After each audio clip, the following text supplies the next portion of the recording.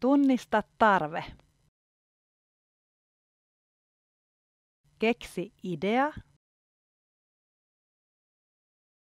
Tutustu sopiviin rahoituslähteisiin. Valitse sopivin lähde. Aloita suunnittelu. Hanki partnereita. Ota kohderyhmä mukaan. Tee rahoitushakemus. Moi! Mä kerron tässä pähkinänkuoressa, mitä kaikkea tulee ottaa huomioon projektin rahoitusta mietittäessä. Projekteja rahoittaa monet eri toimijat ministeriöistä säätiöihin. Näillä rahoittajilla on eri aikataulut ja eri kriteerit projektien rahoittamiselle, niin sen takia on tosi tärkeää tutustua näihin rahoittajiin jo siinä vaiheessa, kun projektia vasta suunnitellaan. Useimmiten rahoitusta myönnetään esimerkiksi erilaisiin tapahtumiin, uusien toimintamallien kokeiluihin ja eri kohderyhmien, kuten esimerkiksi syrjäytymisvaarassa olevien nuorten, matkailuyrittäjien tai vaikkapa maahanmuuttajien tilanteen parantamiseen. Rahoitusta myönnetään harvemmin niin sanottuun normaaliin eli perustoimintaan, kuten vaikkapa yhdistyksen vuokraan tai vuosittaisiin tapahtumiin. Toki sellaisiakin rahoittajia on. Esimerkiksi STEA, eli Sosiaali- ja terveysjärjestön avustuskeskus, tukee myös järjestöjen ja yhdistysten perustoimintaa. Myös monet kunnat ja kaupungit tukevat omalla alueellaan olevien yhdistysten vuosittaista toimintaa. Kun lähdet etsimään projektillesi rahoitusta, sopiva lähde riippuu yleensä sinun projektisi koosta, siinä mukana olevista toimijoista, sisällöstä ja sen kohderyhmästä. Jos kyseessä on pieni, muutaman hengen työryhmän tai yksittäisen henkilön projekti, on sopiva rahoituslähde usein apuraha tai säätiörahoitus.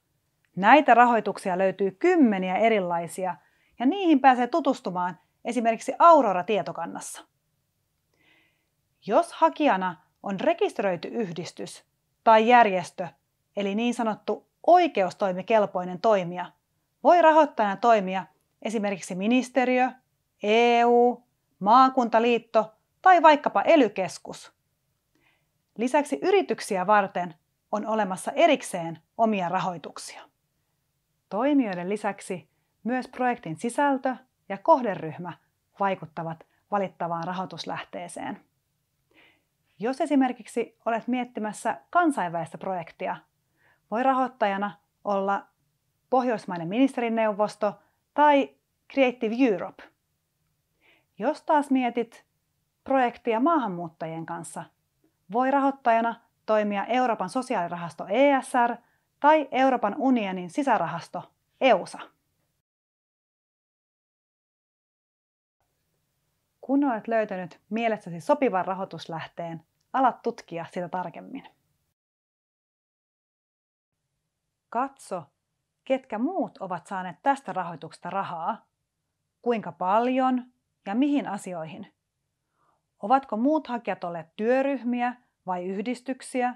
Onko rahaa saatu 10 000 vai 100 000 euroa? Ja onko rahaa saatu tapahtumaan vai kenties väitöskirjan tekoon?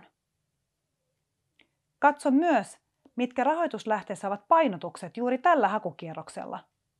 Isoilla rahoittajilla, kuten Euroopan sosiaalirahasto ESR:llä ja Euroopan aluekehitysrahasto EAKR:llä, on usein monia hakukierroksia ja niissä olevat painotukset vaihtelevat.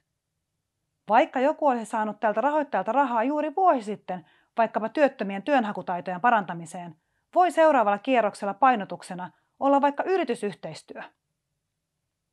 Käy siis läpi rahoituslähteen hakijan ohje, josta selviää muun muassa projektin rahoitettava osuus. Se puolestaan tarkoittaa sitä, että rahoittajat harvemmin rahoittavat 100% projektia, vaan rahoitusprosentti voi olla vaikkapa 75%, jolloin oma rahoitusosuudeksi tulee 25%.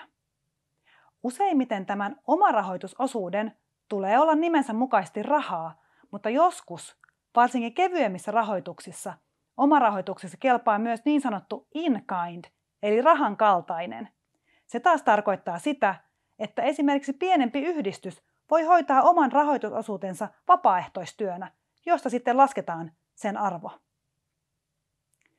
Valitsemasi rahoituslähteen ohjeessa voit törmätä myös sanoihin lump sum, eli lumpsu, ja flat rate. No mitä ne sitten tarkoittavat? Lump sum tarkoittaa kertakorvausta, jolloin hakija hakee esimerkiksi 100 000 euron rahoitusta niin, että hän toteuttaa lyhyen, vaikka vuoden mittaisen projektin ja saa sitten sen päätyttyä kertakorvauksena hakemansa summan. Flat rate puolestaan tarkoittaa sitä, että etenkin isommat EU-rahoittajat ovat halunneet keventää projektin toteuttajan hallinnointia siinä, että osa hankkeen kustannuksista korvataan kiinteänä prosenttimääräisenä osuutena ilman kuitteja. Tällaisia kuluja ovat usein esimerkiksi matkakustannukset ja hallintokustannukset.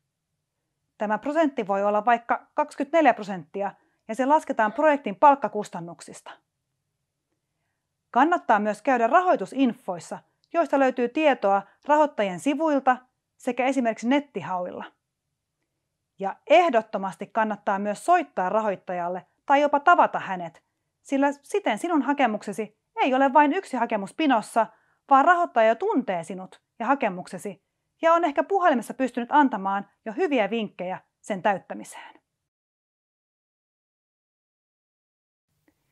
Jo ennen kuin alat kirjoittaa varsinaista hakemusta, muista ottaa projektin suunnitteluun mukaan myös muita toimijoita, eli hankekielellä partnereita, sillä harva rahoittaja rahoittaa vain yhden toimijan projekteja.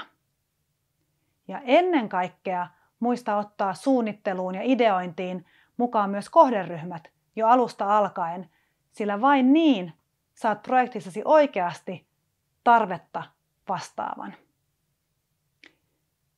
Kysyin kerran eräältä rahoittajalta, että mitkä ovat ne 5 tärkeintä asiaa, jotka pitäisi ottaa huomioon hankehakemusta kirjoittaessa.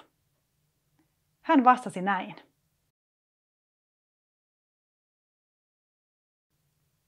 Varmista, että hankkeelle on oikeasti olemassa tarve ja tuo se hakemuksessa esiin. Hakemuksessa budjetin ja toiminnan tulee olla tasapainossa toisiinsa.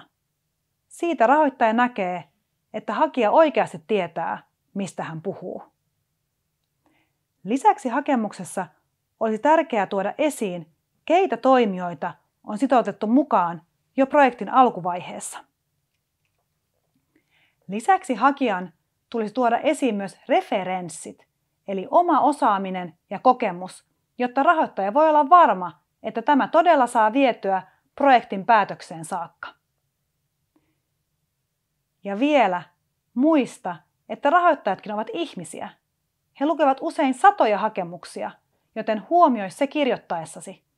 Tee hyvä tiivistelmä, käytä kuvioita ja pitkän tekstin sijaan listaa numeroimalla esimerkiksi projektisi tavoitteet, kohderyhmät ja tulokset. Nyt tiedät toivottavasti rahoituksen hakemisesta jo niin paljon, että voit vaikkapa aloittaa oman rahoitushakemuksen tekemisen.